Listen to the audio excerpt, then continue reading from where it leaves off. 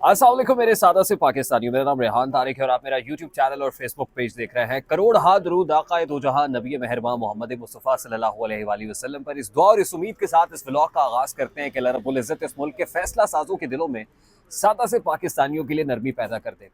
मेरे सादा से पाकिस्तानियों, सबसे पहले तो मैं इंतहाई अदब से आपसे रिक्वेस्ट करूंगा कि अगर आपने हमारा चैनल अभी तक सब्सक्राइब नहीं किया है तो चैनल को सब्सक्राइब कर लिया। अगर वीडियो पसंद आए तो लाइक और शेयर करना इसलिए ज़रूरी है कि हमारा मैसेज ज़्यादा लोगों तक पहुंच सके, और अगर बेल आइकन प्रेस करेंगे तो बर वक्त नोटिफिकेशन आप तक पहुंचता रहेगा।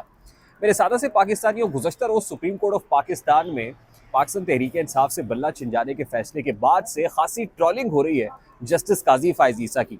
जस्टिस काजी फ़ाइज़ ईसा के लिए आने वाले दिन भी कोई साजगार मालूम नहीं हो रहा है, और ये साजगार ट्रोलर्स की वजह से नहीं बल्कि मुक़्तदिर हलकों की वजह से। ये क्या मामला है, ज़रा इस पर तो मैं बाद में आता हूँ, लेकिन उससे पहले मैं आपको बता दूँ कि आज ही chief of the army staff general Asim Munir का नाम 500 इन्फ्लुएंशियल मुस्लिम्स की फहरिस्त में शामिल कर लिया गया है। और chief of the army staff general Asim Munir हर महाज के ऊपर, वो इकनॉमिक फ्रंट हो, वो पॉलिटिकल फ्रंट हो, वो स्ट्रेटेजिक फ्रंट हो, या फिर वो अदालती फ्रंट हो, हर जगह पर डटे हुए हैं। Particularly at this point in time बहुत से लोगों को ये लग रहा होगा कि सब कुछ बहुत खुशगवार हो गया है, बड़ा साजगार हो गया है, और अब 8 फरवरी को इंतखाबात तो हो ही जाने चाहिए। और जाहिर है जो पॉलिटिकल फोर्सेज है वो तो चाहेंगी। पॉलिटिकल फोर्सेज से मुराद मेरी पाकिस्तान मुस्लिम लीग नून इन पर्टिकुलर है, फिर पाकिस्तान पीपल्स पार्टी है। वो चाहते हैं कि इंतखाबात इसलिए हो जाने चाहिए कि इमरान खान का मिलिया मेट कर दिया गया है, बल्ला भी छीन लिया गया है, इमरान खान को नाहल भी कर दिया गया है। इससे बेहतर और मौका क्या हो सकता है। पर्टिकुलरली मैं आपको बता दूं कि आसिफ अली जरदारी साहब के लिए इस वक्त फ़ज़ा खासी साजगार है, किसी को लगे या ना लगे, क्योंकि इंडिपेंडेंट कैंडिडेट्स जब जीत कर इंतखाब मैदान में आएंगे, पार्लियामान के अंदर आएंगे, तो इन इंडिपेंडेंट कैंडिडेट्स को किसी ना किसी पार्टी के अंदर जाना। तो और आपको पता है कि आसिफ अली जरदारी साहब काट पलट के और जोड़ तोड़ के माहिर समझे जाते हैं, इसीलिए सूरत हाल आसिफ अली जरदारी साहब के लिए खासी अहम है और खासी बेहतर भी है। बिलावल भुट्टो के लिए बहुत बेहतर है ऑब्वियसली। नवाज शरीफ साहब की ये चाहत है कि भी अब तो इंतखाबात करा दें, और कल प्रैक्टिकली मरियम नवाज साहिबा अपना पहला जलसा करने जा रही हैं। इंतखाबी जलसा होगा पाकिस्तान मुस्लिम लीग नून की जानिब से, और पाकिस्तान तहरीक इंसाफ जो है अभी वो कोई प्लान बी की तलाश कर रही है। और हमें अब मालूम हुआ है कि पाकिस्तान तहरीक इंसाफ की तरफ से अब कोई सर्चेबल ऐप तैयार की जा रही है, एक ऐसी ऐप दी जाए अपने लोगों को, ताकि वो उसमें से ये तलाश कर सके कि उनका कैंडिडेट कौन सा है जो पीटीआई बैक कैंडिडेट है, और वो किस इंतखाबी निशान के ऊपर किस हल्के से इलेक्शन लड़ रहा है, ताकि उसके लिए वोट पोल करना आसान हो जाए।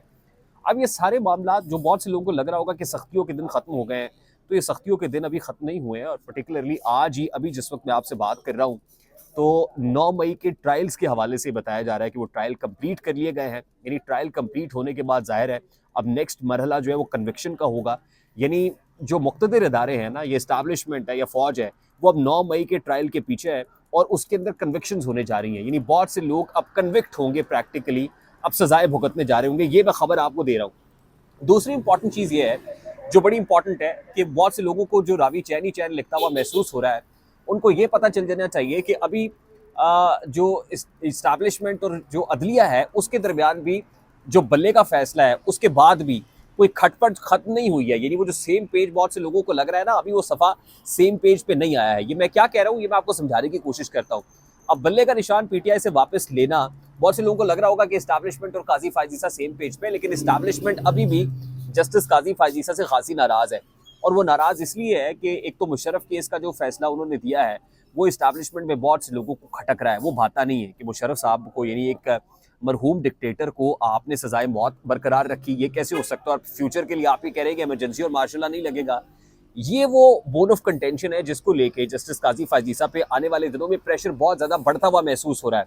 एक तो जुडिशरी के अंदर से, यानी बेंच के अंदर से प्रेशर बहुत बढ़ेगा, दूसरा मुक़्तदिर इदारों की तरफ से प्रेशर बढ़ेगा, तीसरा पाकिस्तान तहरीक इंसाफ के ट्रॉल्स पीछा नहीं छोड़ेंगे। तो वो जो जस्टिस काजी फ़ाइज़ पर रेफरेंस बना था उसमें तो वो इस्टेब्लिशमेंट और ख़ास तौर पे उस वक्त की हुकूमत और उस वक्त की फ़ौज और इवन अपनी अदलिया को सस्टेन कर पाए थे। लेकिन अब की बार लगता है कि सस्टेन करना बहुत मुश्किल होगा, क्योंकि आने वाले दिनों में कुछ इस्तीफ़े भी एक्सपेक्टेड है कि अदलिया के अंदर से कुछ इस्तीफ़े आएंगे, और उसके बाद प्रेशर जिस हद तक बढ़ाया जा सकेगा वो बढ़ाया जाएगा। अगर अब ऐसे माहौल में कोई मामला फिर इस्तीफ़े तक पहुँच जाते हैं कि काजी फ़ाइज़ ईसा के दर पे भी लोग हो जाते हैं, तो ज़ाहिर है एक क्राइसिस यहाँ से पैदा होगा जो अदालती क्राइसिस होगा। दूसरा क्राइसिस खास तौर पे सिक्योरिटी फ्रंट के ऊपर पैदा होना है। और मौलाना फजल रहमान वापस आ गए, लेकिन जो सिक्योरिटी वाले मामला हैं वो कुछ थमते हुए महसूस नहीं हो रहे, और फिर अपर हाउस के अंदर यानी सेनेट के अंदर एक और करारदाद आ गई कि इंतखाबात को इल्तवा में डाला जाए।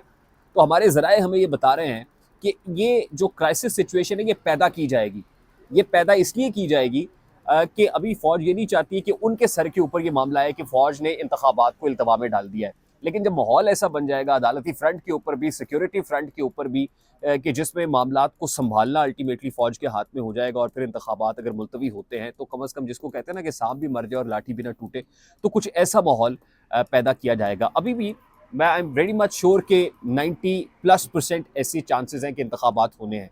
लेकिन जो नहीं चाहते कि इंतखाबात हों, वो फिर ऐसा माहौल बनने का इंतज़ार कर रहे हैं कि ऐसा माहौल बने कि जिसके बाद हंगामी सूरत हाल हो और उस हंगामी सूरत हाल का मलबा इस्टेब्लिशमेंट अपने सफ़े जो है वो सर के ऊपर ना ले।